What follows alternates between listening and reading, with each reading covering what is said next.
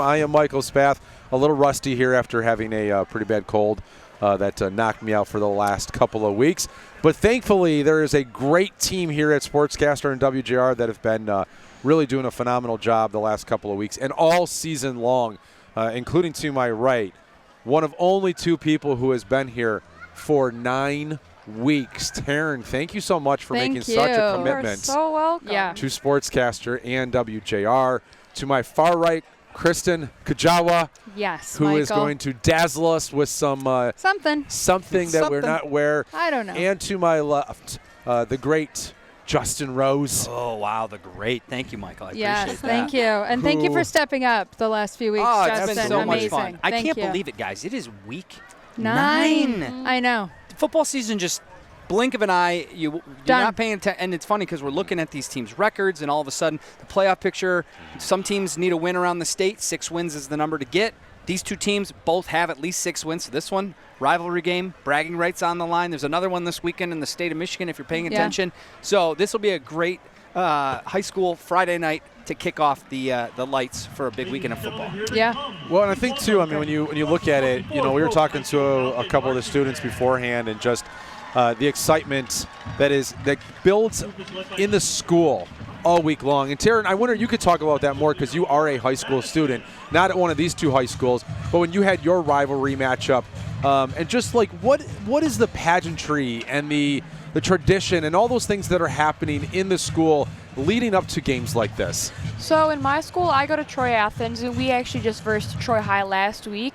And so on that Friday, our principal will always say something to the entire school. We will deck out our cafeteria and stuff that'll say "Beat Troy High," and it's a really great environment to be in. And obviously, I was not there at the game last week because I was with you guys at Yes, Belleville. you were. Yes. But yeah, it's just a really great environment to be in, and I always love it every year. Well, a couple of things to know about this game tonight. Obviously, it is being broadcast live on WJR. You can also hear it on the WJR app, and you can hear it and listen and watch us on sportscaster.com. We will have halftime shows, and we will have a post-game show, and we will, maybe be back next week. We're still kind of figuring it all out for the playoffs. Maybe. We're not sure where we're going to be. We've been able to know where we're going to be for 9 straight weeks here. But it has been great theater, great fun, and honestly have lucked out with the weather for 9 straight weeks. I know. I'm not sure, Jason, but I don't think we've had a rain. We have. No. Well, it's not raining tonight. It's a beautiful night here in It's great. Birmingham, Michigan, and I was just saying that earlier. It hasn't even really been that cold No. either. I mean, know. it's been a little chilly, but at the same time, I wore 3 jackets today, Yeah. so I'm prepared. Just to be I'm prepared for the first Good. time all season Good. long for this one. But Good. yeah, this game, I mean, I can't believe it. Seaholm, Groves. Groves is undefeated. I know. 6-2 Seaholm. I mean, these teams have not been this good against each other in some times, and for the first time since 2015, Seaholm or Groves can go undefeated and finish the season a perfect 9-0. So they feel like they're a state contender. And of course, Taryn, what do you think about this game, this matchup between these two teams? This game is huge, and not just for Seaholm, but I think that the aspect, it's really a big game for Groves because last season, to finish off the season, Groves lost to Seaholm in that Week 9, and then heading into the playoffs, Groves lost to Seaholm again to knock them out. Yep. And I talked to Avery Gatch and Noah Sanders on Wednesday, and they said, they're both seniors, and they said that it was a really salty loss, and all they want is just to get back. And so this game's a little bit of a revenge factor. I was going to say, this is the revenge game. But nice. they're ready for it. I will not see any less. Saltiness, huh? I know another rivalry that's going to get a little salty on salty. Saturday. Saturday night. No salt. We're just going to win. Speaking of that, Taryn, you talked to the young man earlier this week, Avery Gatch, one of the top-ranked prospects in the state of Michigan. Tell us a little bit about him. So Avery Gatch, he is 6'5", around 290, senior. Oh, just 6'5", 290. A little bit, yeah. Just 6'5", And he happens to be committed to the University of Michigan. He does. And so I talked to him on Wednesday, and he said that he will be on the sideline for the game. So he's very excited. And he does have Michigan winning. However, I talked to Noah Sanders. He said he's going from Michigan State because his brother plays basketball there. Okay. So a little rivalry within the school for I who love they're that. going to be picking. Well, that's why that rivalry is always great in the state of Michigan, because you have divided homes everywhere you go. It's going to be a great game. That'll also be, of course, on WJR as well. I talked to some of the guys here who put together the broadcast. They'll be doing that game from Ann Arbor, so it should be a lot of fun for this one. But Wait, I want to ask about Noah. Noah Sanders, as in like Barry Sanders' son. correct. Yeah, Yes, correct. And he's committed also, I think, somewhere, right? He's going to the University of Toledo. University of Toledo. a Rocket. Nice. So Good that for means him. Barry's going to be in the stands somewhere. We're going to have to track him Well, down. we'll track him hope. down. We're going to have to Yeah. track him down. halftime show. Just maybe we'll get Barry to come on the halftime Okay. show. Why not? We'll Why throw not? an ask out there. Yeah. Well, I'm us really here. curious. You know, these are two programs, rivals. I'm curious what our good friend Kristin was able to dig up for the Who Knew segment. For Who Knew? Well, I'll tell you, Michael. So, interesting, both Birmingham Seaholm and Birmingham Groves were started in about the 1950s-ish. Okay. Seaholm was actually first, and then the area of Birmingham grew so much with so many baby boomers, they needed a second high school.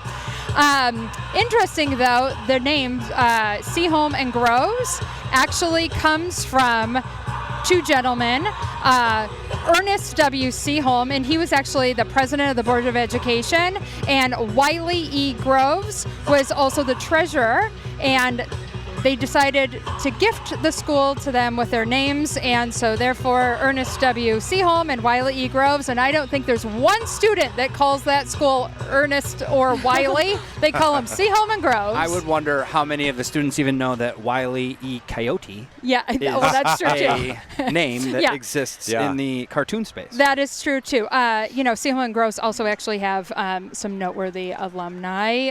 Seaholm has Tim Allen. They have Matt Ishbia. Wow. Groves has Merrill Davis. They also have Anthony Pittman. I'm sorry. Yes. Yeah, from the Lions. Yep. And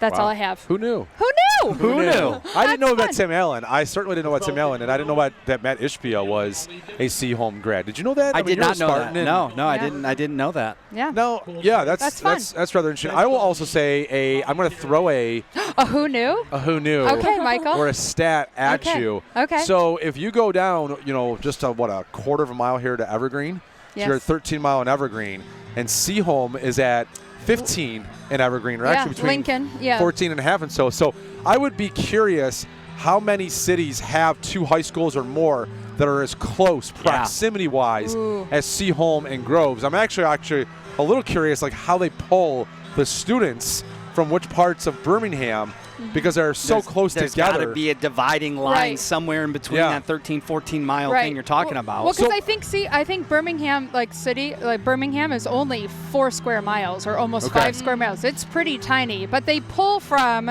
Birmingham, Bingham Farms, Franklin, Beverly Okay. Hills, West Bloomfield, Troy, Southfield, Bloomfield, and Bloomfield Township. So they gather a lot. Okay, I've got a fun thing for us to do here for just 2 minutes or so. So we already heard from Taryn, Troy Athens and Troy High, the rivals. Kristin, you don't have to tell us what year you graduated. Okay. But where did you go to high school? I went to Vicksburg High School on the west side of the state. Okay, and who was Vicksburg's big rival? I would say Vicksburg's big rival was probably Plainwell High School. Okay. Yeah. And do you remember anything about the rivalry? I remember that Friday night football was always a blast. It was always intense. There was lots of red and white because we were the red and white Bulldogs. There was lots of red and white. Not like today, though. We didn't have like theme nights or anything like that. But it was fun. It was fun. Do you think there's less than 5,000 people that lived in Vicksburg? Oh yeah, I've never heard of Vicksburg. I've never heard of it either.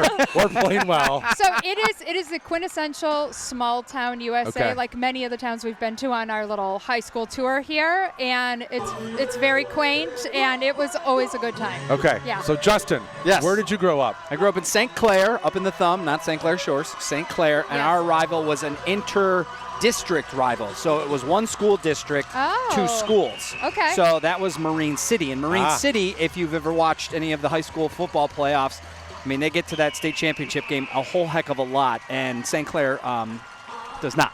Okay. So Got it. what was interesting about our rivalry is we were like a Michigan State, and they were like the Michigan. So their football program was super dominant, but they Right. couldn't win a lick of basketball because we Okay. ran the basketball. I don't think that's like So- Michigan. Nice. Well, like back when I was in high school, Yeah, and yeah. I'll say early 2000s. Okay, yeah. That was Michigan State was very much like who cared about basketball at Michigan? It was football, football, football. And who cared about football at Michigan State? It was basketball, basketball, basketball. Okay. What about you? Very cool. I went to Grosse Pointe North, and Grosse Pointe South was our rival. That's your rival? And as Birmingham Groves is coming out on the field here with a lot of excitement and energy, they got the glow sticks up in the crowd. Gotta love the glow which is sticks. pretty cool. It's interesting that you've got a blackout for the student theme, and the other side you've got like a whiteout, whiteout, for yeah. Seaholm. For So Seaholm, yeah. you know, black versus white here in this jersey color combination.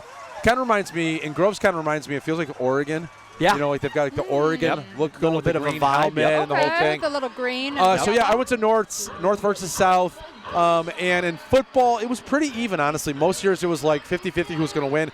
My junior year in high school, we went to the state semifinals. Wow. Class A, I think it was Class A versus like now there's 8 divisions. We were only 4 classes.